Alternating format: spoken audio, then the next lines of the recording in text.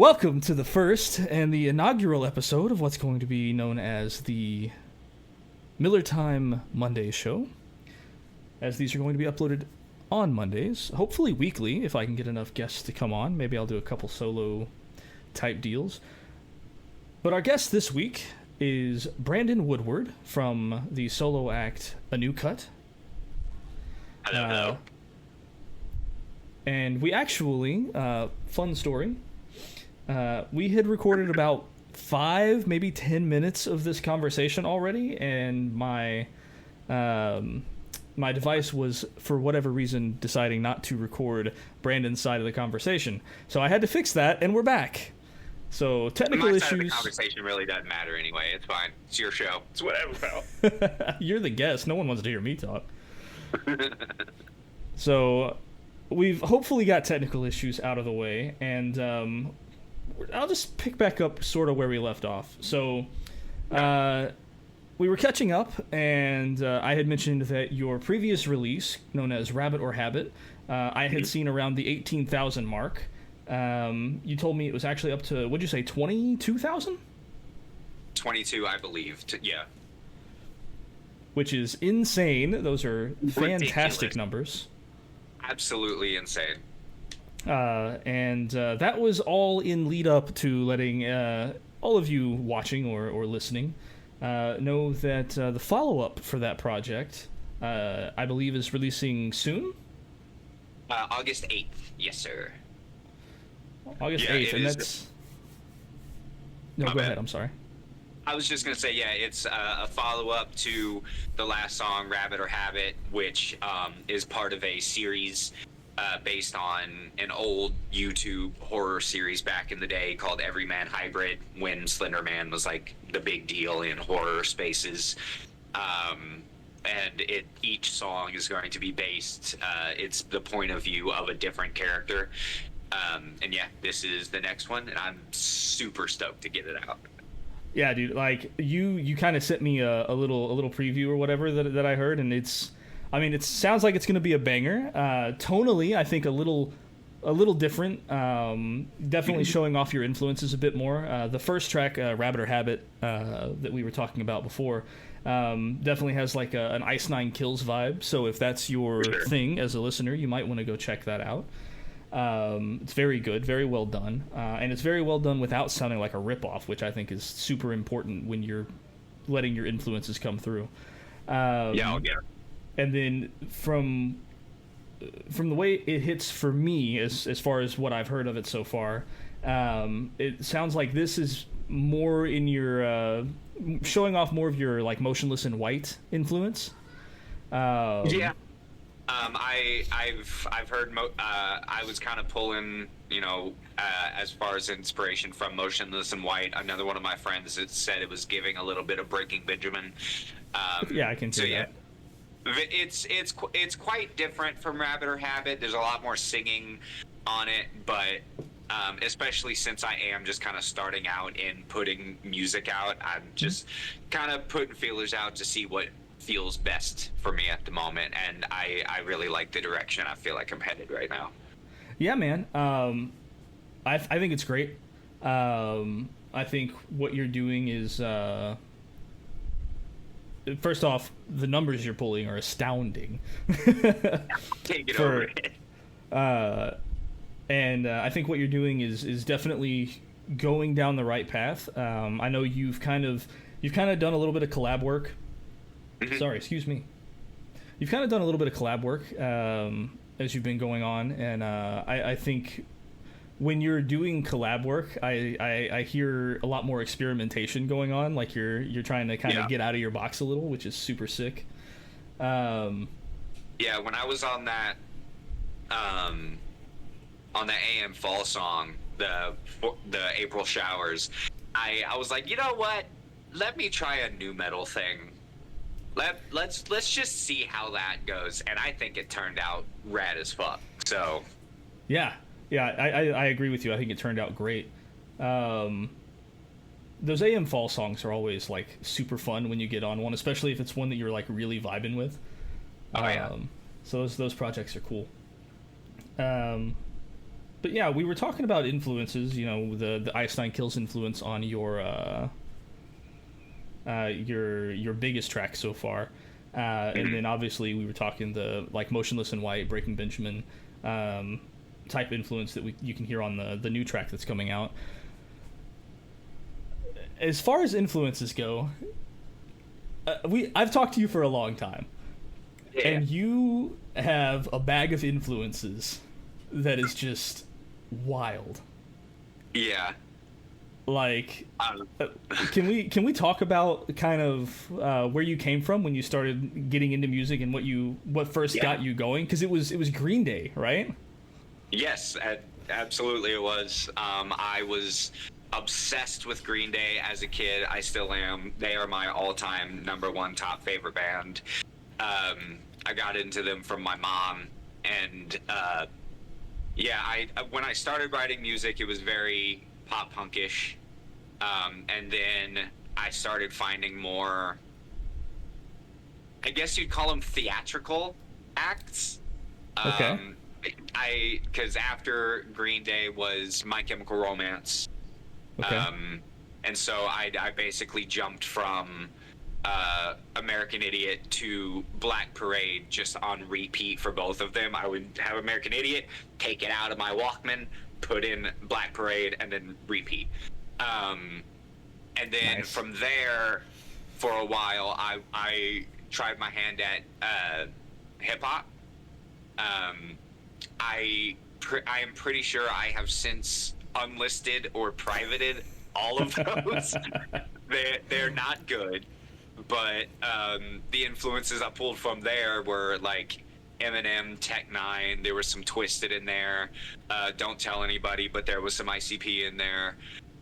You just told the world, or approximately all maybe 15 people who will listen to this. And that's 15 more people than I ever wanted to know that, but you asked. But yeah, and then after that is when I started getting more into the metal, and then that's where came Ice Nine Kills and Avenged Sevenfold and Motionless in White. So a lot of very big and theatrical acts, all for sure. sounding very different. Yeah, for sure. Yeah, and so I don't know. I haven't figured out anything for like live performances yet, but I do know in my music I do musical theater. So like I very much try to bring showmanship, I guess, or theatricality to my music, just because I think it's fun, and that's what I would want to see or listen to rather. Yeah, absolutely. And we're going to talk about the music theater thing too, because I think that's also super sick. Man, the journey from like just straight pop punk to like emo pop punk into that left turn to hip hop, into another left turn to bring you right back around. I always think that's like a cool story. It's like a nice little journey. Yeah, it's definitely all over the place, but I think because at this point, when it comes to whether it be music or film or just art in general, nothing is ever truly original. So I think you have to try to bring as many influences as you can into what you do so that you can make whatever you're making wholly your own. Oh yeah, absolutely. I mean, the more wells you have to draw from, the different content's going to be in the mix, right? So, exactly. Yeah, I think it's great, and I mean, you're seeing it a lot in music, like across genres right now. Is just people having all these different influences and trying to incorporate things that they were into at different points into like what they do, which is a great thing to have happen, especially when artists do it well. I like to look at stuff like Post Malone. That guy is another one with just a ridiculously long list of influences that seemingly have nothing to do with each other. Right. I remember like finding out that he's like a huge metalhead and he listens to like Fit for an Autopsy and Black Dahlia Murder and stuff. He auditioned for some band. Yeah, Crown the Empire. Yeah. Yeah. And I think that's just insane. Yeah, it's wild to think, like, okay, this guy auditioned for Crown the Empire. I think the story goes that he broke a string. I don't know Post Malone. I've never had the conversation to be able to verify, but what I've been told is that he apparently broke a string during the audition and then couldn't play, so therefore didn't get the gig. But and then so I think after that, because that's in Texas. I know Crown the Empire are based out of Texas. I think after that he like goes to California, and then that's when he made started making meme songs. Like before memes really like were where they are now, he started making meme songs. And then one of the meme songs he made was White Iverson, and the rest is history. Yeah, he's one of those that I've never sit down and listened to a Post Malone album. But every time I do hear him, it's something different. Oh, yeah. And I'm just like, what? Like, I don't understand what he's doing. I'm glad it's working for him, but he's just all over the place, and it's wild. I think he's doing country now. He did a country album. I haven't listened to it. Country's not really my thing, so I don't know that I will. But yeah, I mean, he's got a big base in like metal grunge. I know he's done like Alice in Chains covers. I know he's done I think he did like a whole Nirvana concert during like lockdown or whatever. Yeah. Like just crazy. But anyway, it's neither here nor there. It's really cool to see people have a million different influences. For sure. We'll circle back. You had talked about musical theater and having that background. I know you've been doing that for a long time. How long have you been doing that? So, theater in general, I've been doing it since high school. I did it sophomore to senior year. I was in the drama club. Remind me to circle back around to an anecdote about that. Okay. And then after I graduated, I stopped. I just, I was like just going to work and whatnot. And then I moved up to Northern Kentucky, where I'm at now. And my wife, girlfriend at the time, essentially forced me to audition for a production of Sweeney Todd. And that was in 2019. And I've done, aside from this year, because my daughter was born, so it's just harder now, I had done 2 shows a year since 2019. So that's 6 years now. That's a lot. That's a long time. Yeah. And I keep seeing those because every time you have a show coming up, you're always posting about it and advertising it. So I think that's super sick. Yeah. And I know the musical theater thing really plays well into the singing aspect of your music as well. Because that was one of the things that kind of first caught my attention way back in 2021, 22. I think so. Yeah. Somewhere in that time frame. It was post-lockdown because you came up here to record Cutoff. Yeah, so I think late 21, early 22 maybe. Somewhere around there, I think so, yeah.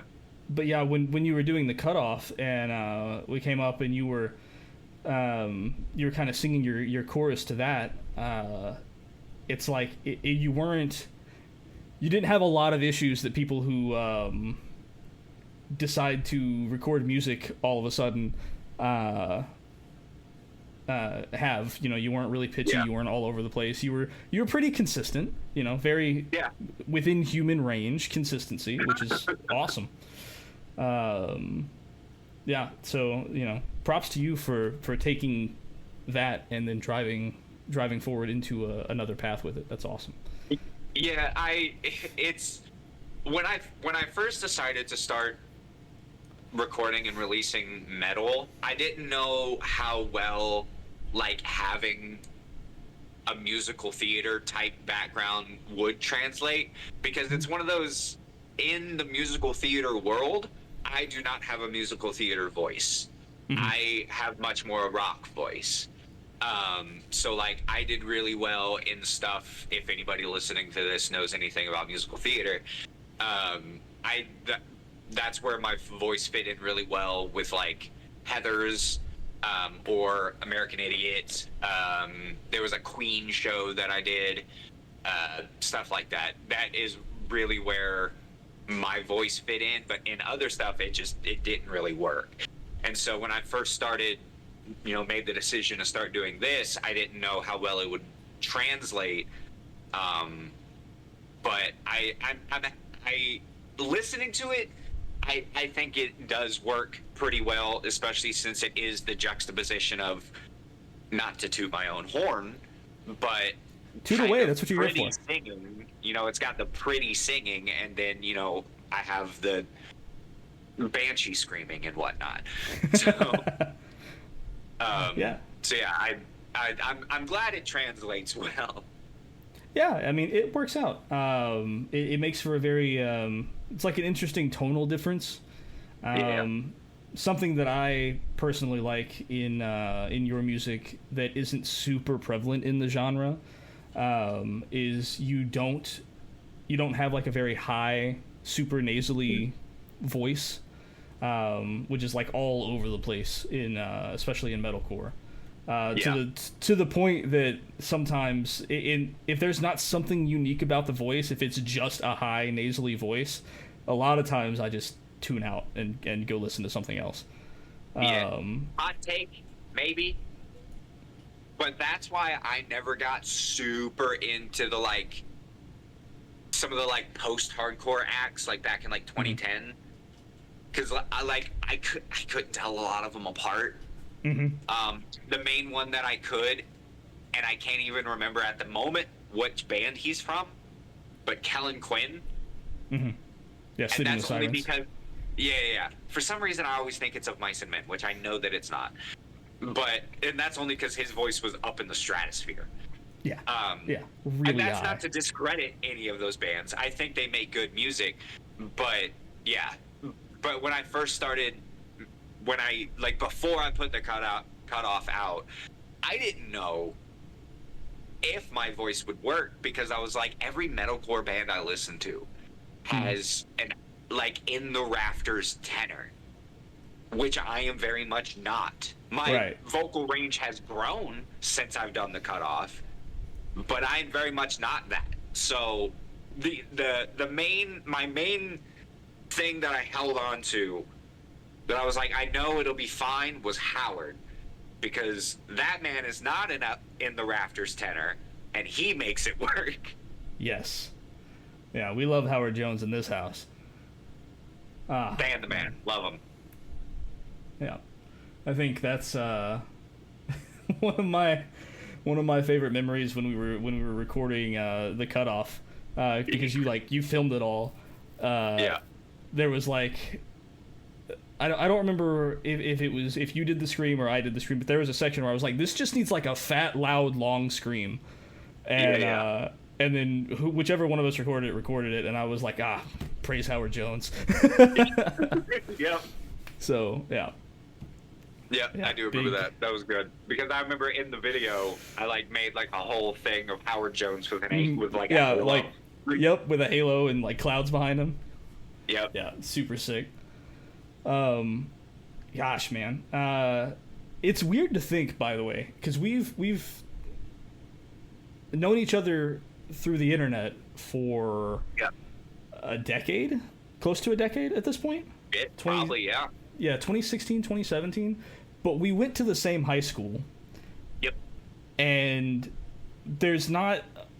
I graduated 2011. Yeah, I was 2014. 2014. So you would have come in as a freshman when I was a senior? I think that's the time. Oh, Steve, then we didn't. I mean, we went to the same school, but not at the same time. I didn't get to that school until I was a sophomore. Oh, okay. All right. That makes a lot more sense. Although, takes away the depth behind what I was going to talk about. But yeah, no, it's fine. But what I was gonna say is you being like in drama, the teacher for drama and he and I were not on the best of terms. Really? Really. And I don't know. I've always had this. If I ever run into him, because I think he still lives in the area. If I ever run into him, now, but yeah. if I ever run into him, I want to ask him if this is the reason why. But so my freshman year, I didn't sign up for electives. Uh-huh. And so they just kind of put me in drama, right? And at the time, like, freshman me, very different from like current day me.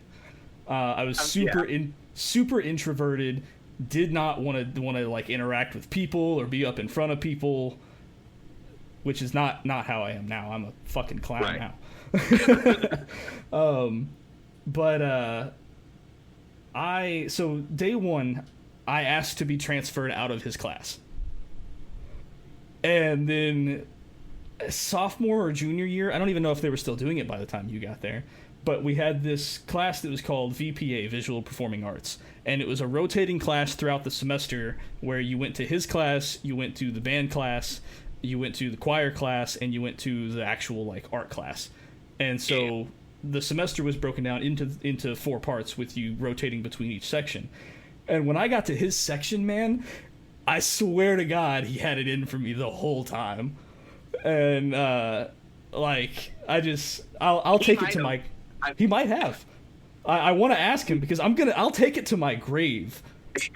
This memory of being like, yeah, this isn't for me. I need to transfer out, and then seeing him like either the next year or the year after, and it's just I could not do anything right for that man. Nothing at all. Yeah. He could be a hard ass. I just got lucky and managed to get on his good side. He officiated my wedding. Yeah, I saw that on I think it was Facebook. You had talked about it one time. Yeah. So that's really funny. Yeah, dude, it's wild, absolutely wild. It would have been funnier if you were like there at the same time as me because it's such a crazy, like a crazy juxtaposition. But yeah, I had to tell that story to you. I have been sitting on this story since like, I don't know, right after we did everything with the cutoff. I was like, damn, I should have talked to him about that. And then, like, haven't really had a chance to talk to you since then. So, right. And it's not like, well, I mean, it's not a story you tell in text form, so. Right, yeah. It wouldn't hit the same. Right. But, I mean, even still, there was, I met you through Facebook because we were going to start a band with another guy. Mm-hmm. That just, never ended up happening because it never does. And then we just kind of, once it died, we were like, okay. And then I didn't talk to you for a hot minute. And now, like, you produced the cutoff for me. You've done guitar solos for me. I come to you with lyrics. Like, it's just funny the way things work out like that. Yeah, life is a fucking roller coaster for sure. Yeah. Oh, I made it more than 2.5 minutes without cussing this time. Hey, I think that was my first F-bomb.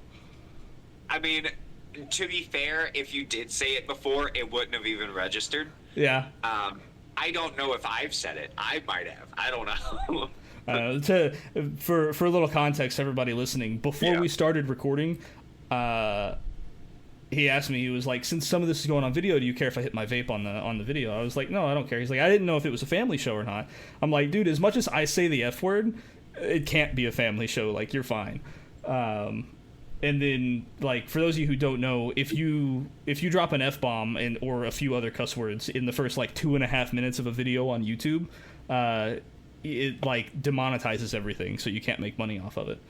And so I was like, I don't have enough faith in me that I'll even make it through the 2.5 minutes without dropping an F-bomb, that I have to like go back and censor out. And our initial recording before we lost audio, I think I lasted 30 seconds. This time around, I think that was the first one I dropped. It's the first one I noticed. And with the YouTube thing, I do think it's also like if you do a bunch really quick or something, because I'll be watching some YouTubers and, you know, they'll be swearing, no problem, but then they'll just randomly start censoring them. And I'm like, is there like a swear limit? I mean, I'm not a YouTuber, so I don't know, but it just, their rules make no sense to me, so I'm glad I'm not a YouTuber. Yeah, I couldn't tell you. I tried to do the YouTube thing, and I was never able to stay consistent with it because I'm a man with too many hobbies. I have I have music, and I have I just have too much going on, and being able to consistently, especially with the videos that I was trying to do. Which it's funny you say you're not a YouTuber. We're going to talk about that too. But with the videos that I was trying to do, they were like long form content videos, like 15, 20, 25 minutes long. I didn't have the time to sit down and record and edit, and I was doing everything myself, and I am just too extra in the editing process when I'm doing that kind of thing. Yep. So I didn't have the time to do it consistently, and then after, because I started it up at the tail end of lockdown, and then as soon as lockdown ended and I went back to work, it was like, everything all right? I forgot to feed my cats. It's not that serious. Okay. You can take the time. You can go feed them really quick. It's fine. I can make a cut. Okay, give me 2 seconds. Sure. Okay. My oldest cat just walked up and just, like, dead stared at me, and I was like, what? Oh. Yeah, I get it. I've got cats, too. And one of them, I have a black cat. Her name is Charlotte. And she is, like, queen of the house. And when she gets hungry, or really if she wants anything, everyone will know, because she will walk right up to you and then scream meow. And as soon as she does that, it's like, okay, I gotta figure out what you want. I don't know what you want, but I've got to figure it out. Turns into a fun game of charades. Right? But yeah, I totally get it. But your YouTube, sorry. Yeah, no, sorry. But yeah, so I think I put out 2 videos. I was doing like video game reviews. They were pretty well received for not having a bass at all, which was cool. Yeah, I thought they were good. But I couldn't do anything consistently. You, on the other hand, you were doing YouTube for a while, and fairly consistent with it. Fairly. I was doing movie reviews, because along with music, another one of my loves and passions is filmmaking, and I love movies, and so I would do these movie reviews, and I was pretty consistent for a while. Never really gained much traction though, because I'm bad at marketing. Understandable. But I mostly did them just because I thought they were fun to do. I would, I tried this one thing for a while. It turned into like this big, like 4 or 5 part Halloween special that ended with a short film. It was insane. And yeah, I did that for a while. Unfortunately, just from like you just having so much shit. Like I do the musical theater stuff. I now make music. I'm a new dad. That channel's pretty much dead, unfortunately. I would love to do it again. I don't, at this point, filming, editing, and just watching the movies would be a lot, unfortunately. Yeah, for sure. Totally understandable. Especially with the new dad part. Congratulations on that, by the way. Thank you. She's about to turn 1 on the 5th. You're almost into the nightmare zone. It's coming. Beautiful. It's coming. Yeah, 2 and 3. Everyone says terrible 2s, dude. 3 is. I've heard that 3s are actually worse. I have heard that. Yeah, there is. Twos, it's like, okay, haha, you're pushing you don't know what you can do, you don't really know right from wrong, I've got to teach you all these things. When they're three, you're like, you know better. You have done this time and time, and I have told you no, and you have gotten in trouble, and you're still doing it. Yeah, except they turn the dial to 11, and you're like, ah! It's great. But, yeah, man. But no, she's great. I love my baby. We have been told by numerous adults with children how lucky we are to have such a good baby. So I'm hoping that translates to toddlerhood. That would be great. I don't think it will, because that's just not how toddlers work. We'll see how it plays out. Yeah. Yeah. But yeah, man. There are still some, if these two worlds cross over at all. I do still make some YouTube videos. I do like behind the scenes vlog stuff for the shows that I do, for the musicals that I do. Oh yeah. And so, if anybody's into that, the channel is called Woodward Performs. It is not consistent when I upload, just because, again, it's hard. But at this point, that's just editing, so I just do that when I can. But I think they're fun. I think some of them are pretty funny. But when you talked about how you're extra with editing, those videos are what I thought of, because there's just so many times where something will happen, and I'm like, well, I have to make a meme out of that. Yeah. So, that's pretty much what those videos are. I think they're funny, so that's what matters. Yeah, absolutely, dude. I totally lost my train of thought. All of the like the links to Spotify and YouTube and all that good stuff. Any of the social medias that you want to share, I'm gonna throw in the description on YouTube as well. So if any of you are interested in any of that, if you go check this out on YouTube, you'll be able to access any of those things from there. So cool. Yeah, man. So there's something I really want to ask about, and I don't know if you're allowed to talk about it. Right. And that should tell you exactly what it is. So, yes. The song? Is that what you're talking about? That project as a whole. That project as a whole. So, I can't give specifics. All I know right now is that I was asked to do a cover of a song for a certain Halloween project that was supposed to come out, but just because, schedule, it's got like, I want to say 20 different people working on it. So just getting all of those schedules lined up is rough. Right. So right now, I think the tentative plan is for the project as a whole to come out next Halloween season. Okay. And I think that's all I can say about it. All right. So very cryptic about it. Yeah. Guys, go ahead. I'm sorry.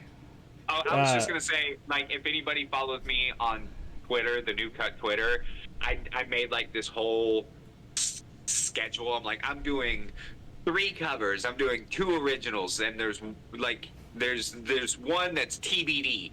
This one is TBD. I don't think I'm going to get to it this year. So,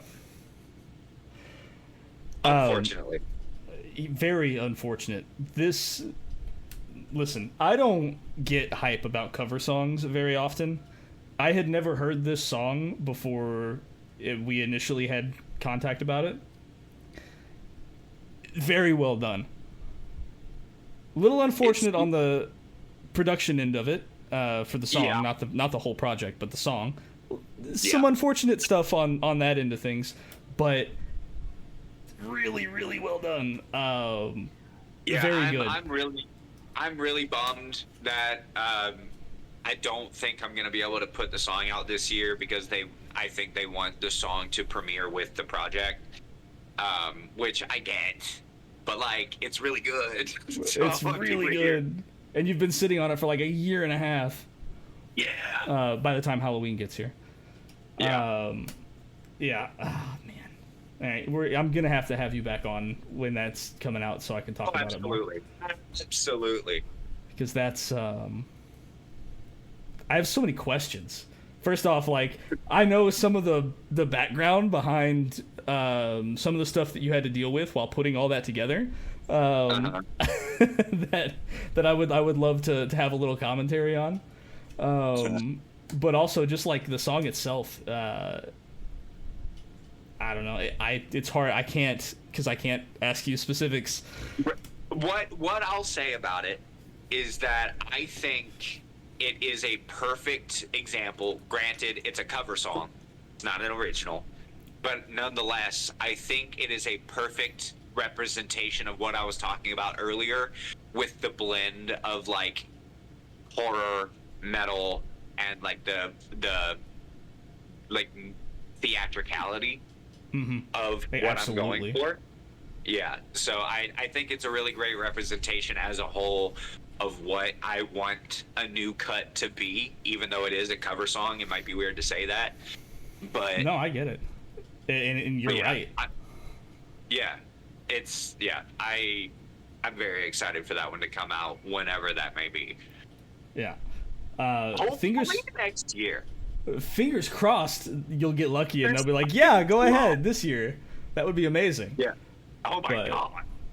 Yeah. But yeah, hopefully next year is the latest that they'll delay that for you, because man, yeah, it's such a good track and it's so well done, and it's got, guys, for everyone listening, it's got everything. It's got singing, it's got screaming, it's got heavy spots, it's got like more quiet, like almost down tempo spots, it's got a breakdown, it's got a guitar solo, it's got might I say, dope ass guitar solo from yours truly over here. Well, I wasn't trying to plug myself, but yeah, I did do the guitar solo on it. It's a good ass guitar solo. You did a good job, and so I'm giving you your flowers for it. Well, thank you. I appreciate it.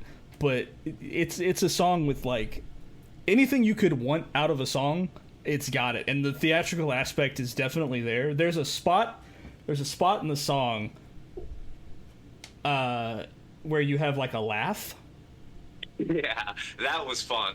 And dude, the amount of fun that I'm sure you had recording that translates through the recording. Like I can tell when I hear it that you were like, oh, I'm having a blast. So well, it's funny you point that part out, because there's technically two laughs that I do. There's one that's just kind of ambient in the background, kind of spooky, eerie sounding. But there's another one that like goes on the beat with the drums at the end of the breakdown. And that part in particular is the ICP influence I talked about earlier. Really? Yeah. When I did that laugh and decided to do it on the beat like that, I was thinking specifically of like something from the Great Malenko. That's really cool. I've never listened to ICP. It's never my thing, so I would have never ever pieced that together in like a million years. Yeah. So that's awesome. And Juggalos, if you're listening to this, don't come for me. It just it never resonated. I'm sorry, guys. I was in a. It's not. I come from a. That's okay. I come from a very different background, musically, so that just never, and I never took it up. So, God, man. Anyway, enough about that. You mentioned that you don't have anything planned for like live shows yet. Is that something you want to do in the future? Is like get out there and do it live? I would love to do live shows at some, but the sun is giving me crazy lighting right now. It's pretty wild. I would love to do some sort of live show at some point. My main thing is since I am a solo project technically, like, you know, I get my instrumentation from, you know, like folks like you or just, you know, other people, and so I don't have like a band or anything. So I would need to try to figure out some way to make a metal show interesting with just me up there. Yeah. Or like even if I were to bring like people who I've collaborated with, then it would still just be me and like a guitarist. So I don't know how I would make that interesting, and I would not want to put on a boring show. So that's my main obstacle right now. Plus, I would want to get like my catalog of songs up before I did anything like that. Yeah, understandable. Yeah, that is the all too present problem with a solo project is I want to do it live. Fuck. Yeah, because like I could do a backing track, but like I feel like that would be boring. Like I feel like because unless I were to get some sort of technical wizard, which I kind of do have, but to like set something up with the backing track to where doesn't just play the instrumental from beginning to end, because I would want to have some sort of crowd interaction. Like I don't know how I'd make that work, but it would be really sick if I could. Yeah, I'd go to a show if you ever put one together. Thanks. I might get you and 2 other people.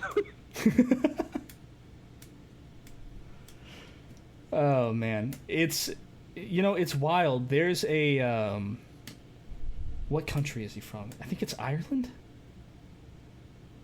I think it's an Irish dude, but there's a guy who does metal, and I don't mean like metalcore or like this more polished, processed form of the genre like we do. I mean, this guy's playing like black metal shows, death metal shows, gotcha. as a solo act and performing live, and I'm like, I envy your like the amount of just gusto that somebody has to do that. Like, but also, I don't remember. If you remember who it is, send that to me, because I am very curious now, because I want to know what he does. Yeah, I'll have to look into it more. It was something that I had heard about kind of like passively on the radio one day while I was driving. Yeah. But it stuck with me, like just the image of this guy standing on stage, and it's just him and a guitar and a backing track, and he's just like playing fucking I don't know, it comes to mind like Cannibal Corpse. Just but that like real nasty, like, yeah, just like real nasty traditional like old school death metal, black metal type thing, and just shredding guitar and screaming, and then there's just no one else on stage, and I'm like, it's pretty fucking ballsy, dude. Yeah, what a fucking Chad, because I'm not doing that. Right. No, I couldn't. But I feel like whenever I do get around to trying to put together a live show, I'm gonna need somebody to reel me in, because like I would want like a full, not to go back to what, a influence of mine, but like a full, how Ice Nine Kills has like the whole like production with like actors and stuff on stage. I would want that, just because that's how my brain works, and I would need someone to tell me no. Yeah, completely understandable.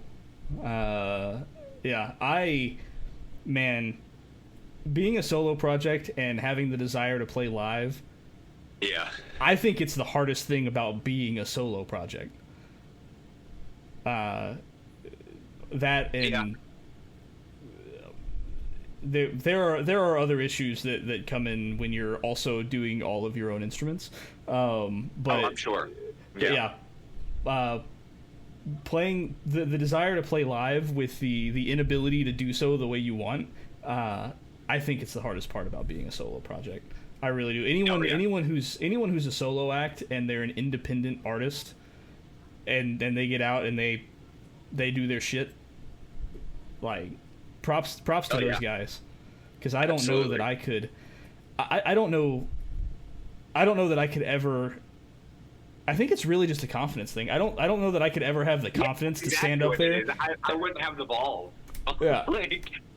Yeah, it takes a lot of willpower to put yourself out there like that. Because like if something goes wrong, that it's just you up there. Yeah, you can't blame anybody. Yeah, that's it, and you can't like. I mean, I guess as long as you don't Mariah Carey things, like it's a New Year's Eve show, I think you'll be all right. Yeah. That's an old enough reference. I think I can get away with it. I think it's fine. Yeah, it's been a minute. Yeah, like almost. I think it's been like 9 years, 10 years, something like that. So, we're good. Oh my god, and it was sad. Fuck. Yeah, it's a sad reality is that time stops for no one. I'm getting old.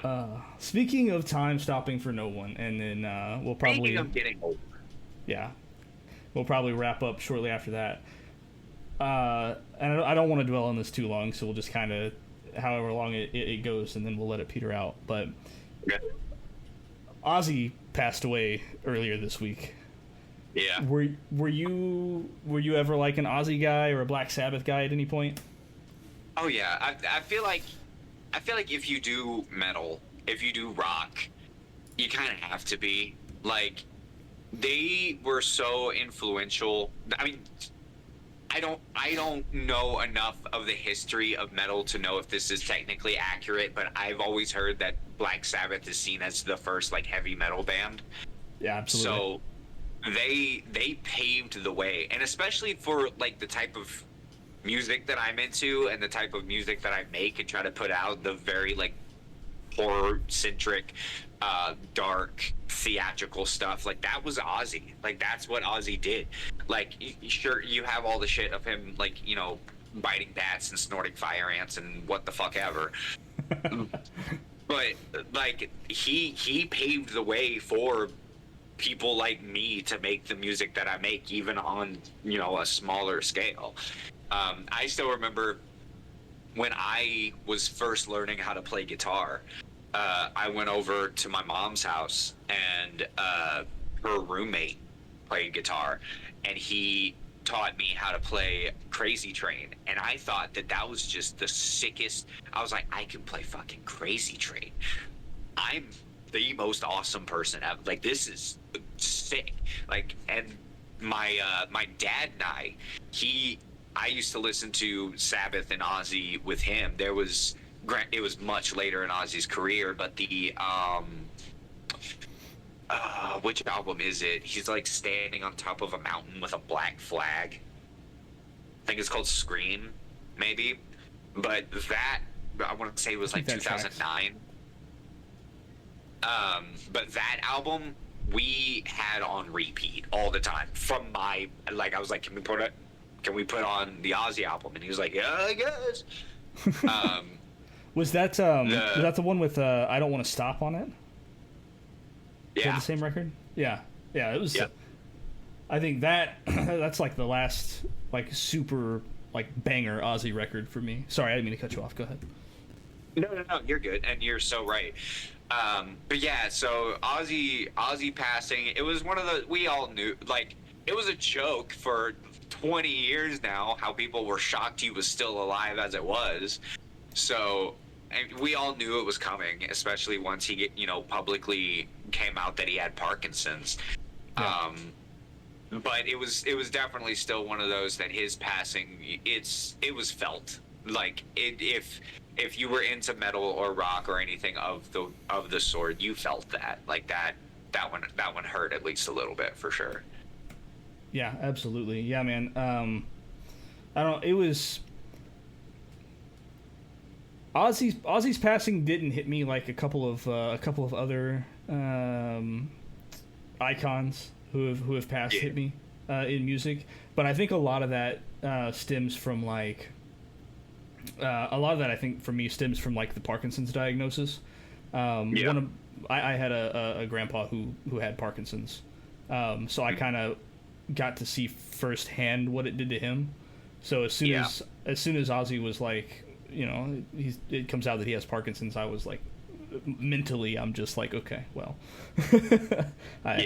I understand where this is going, but yeah, it's funny you said Crazy Train was what you learned.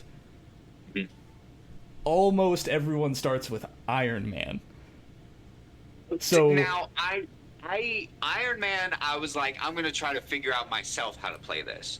Okay. And I'm pretty sure I was wrong, but like you could tell what I was playing. You know what I mean?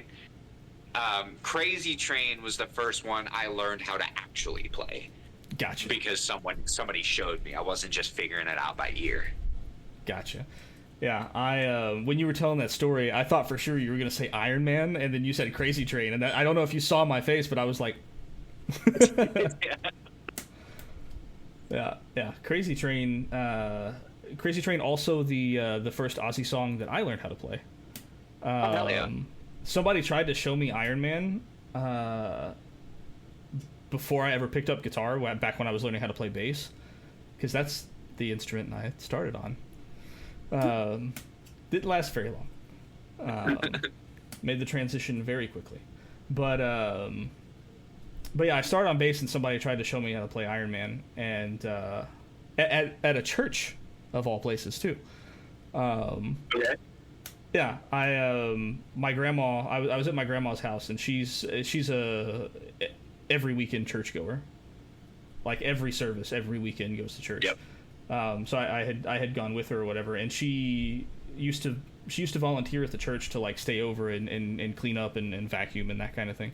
So me and a couple of the other like teenage kids that were there were staying over, and there's like a band room or whatever. So we were just kind of chilling in there and playing not gospel music. Yeah. And, I grew up in the church, and I had friends like that. We would sneak off, and like he would show me how to play. Like, granted, this is not the craziest shit, but he was like, "Do you want to learn how to play a Mumford and Sons song?" Yeah, I think for me it was like we played some Guns N' Roses, and then one of the guys was like, "Do you want to learn how to play Iron Man?" And I was like, "Sure." And then he like showed it to me, and then my grandma heard it and popped in and was like, "We're going home." And I was like, "Oh, okay, never mind." There was our pastor caught us playing. I think he was showing me how to play "Hero of War" by Rise Against. Great song, by the way. Great song. And my pastor pulled me aside later, and he was like, "So, son, are you aware that the what you were playing on the guitar, those are called power chords, and they are they're associated with rock music. We don't really put that around here." That's awesome. I asked if I could if I could sing. I can only imagine. Give me just a second. I think your internet's trying to catch up with you.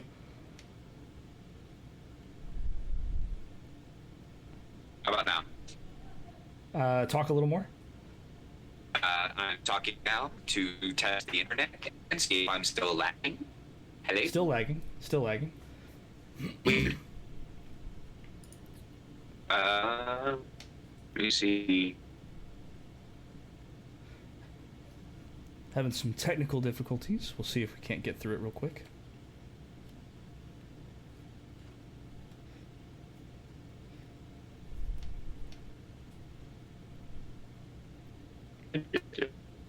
That.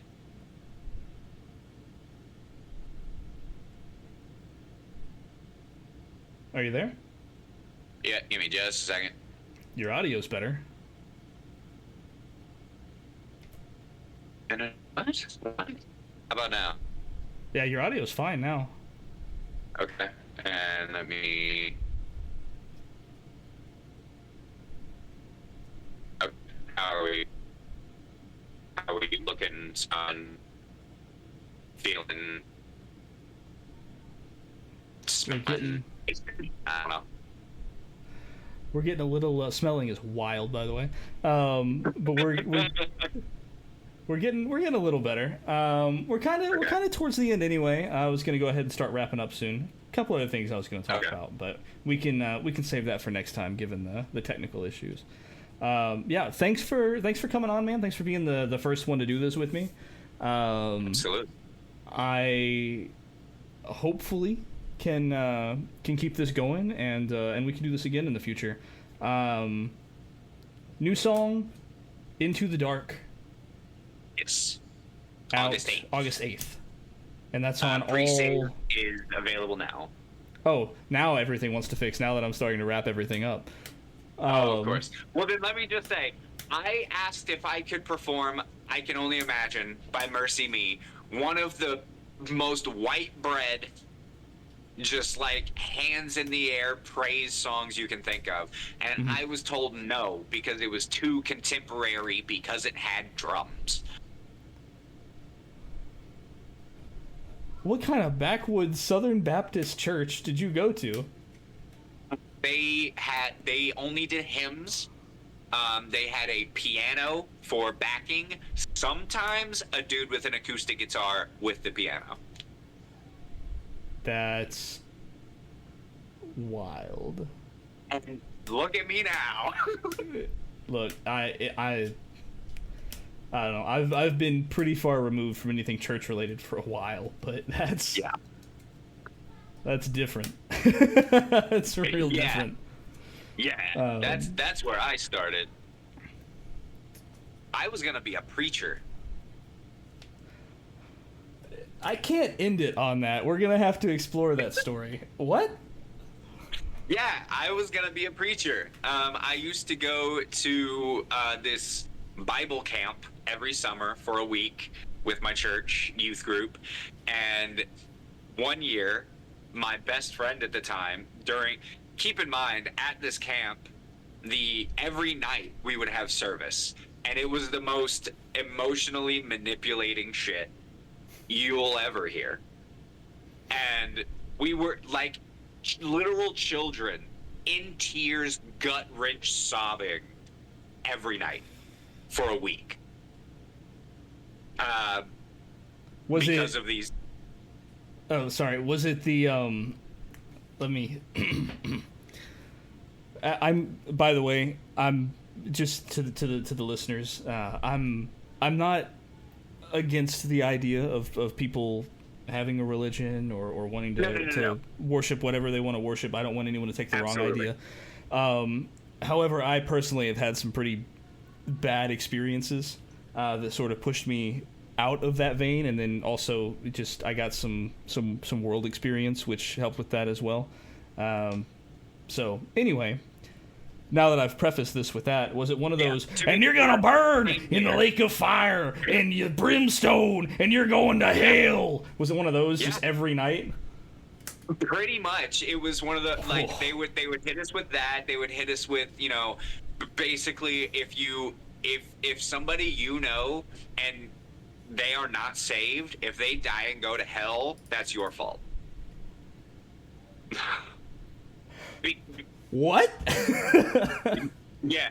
But it was like every year it was a different speaker. So like sometimes it would be that.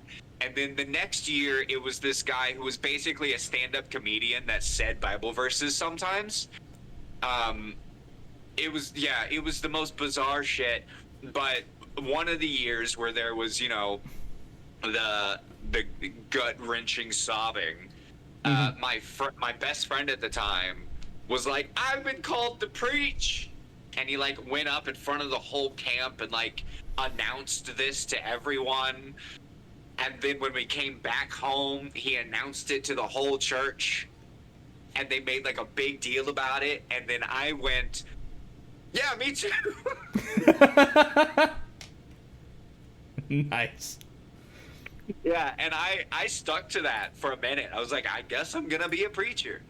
I I think I led one church service one time, and I was so nervous that the sermon lasted like 5 minutes, and so the pastor had to come up and be like, "Yeah, what he said, I don't like." Yeah, awesome. That's how a new cut started. That's amazing. Yeah. Wow. I can if you ever want a trauma bond over some religious trauma, we can get together and do that sometime. Oh yeah. But yeah. But yeah, man. Wow. Sorry, that's crazy. Never in a million years would I have that's not where I would have pictured. But I was yeah, the youth church song leader for a little while. Sorry. No, you're good. See, youth church song leader, that I can see. That makes, I can connect that dot from you being in a church environment when you were younger.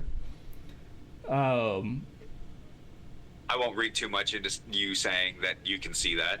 But no, I don't mean that in any negative connotation. I just mean like musical theater associated with the church when you were younger, like the dots. I see. There's a line there that I can draw. I see. I can't take the you that I know and then draw a line to preacher. It just doesn't. It didn't even make sense at the time. It didn't even make a lick of sense at the time. But I was like, yeah, me too. Awesome. The things we do to get a little attention when we're younger, right? Yeah. Heck yeah, man. But all right, I think I've taken up enough of your time. Sorry for the technical issues that made us have to redo the beginning of this. It happens. But yeah, a new cut. Again, new song, August 8th, all major streaming platforms. It's called Into the Dark. Make sure you check them out on social media. I think you just started a TikTok, right? I just started it. Posted a couple of promos for Into the Dark. They've done pretty well. 850 views a piece. So nice. Awesome. Yeah. So yeah, check out a new cut. TikTok. I know Twitter, Facebook. Are you on Instagram as well? I do. I don't use it much, but I'm there. Yeah, same. But yeah, all those social media links, everything will be down in the description. Your pre-save link is available too, right? Yes, sir. Okay. So I'll go ahead and I'll throw that down in the description on the YouTube video too. So if anyone wants to go find any of that in like a short form location, you just pop the description on the YouTube video and bing bang boom, there you go. That's Millertime Monday Show. And with that, I think we'll go ahead and call this episode a wrap. Thanks again for getting on and doing this with me. And yeah, everyone who's listening, you have a great day. All right. Thank you guys so much, and thank you for having me. Absolutely. Anytime.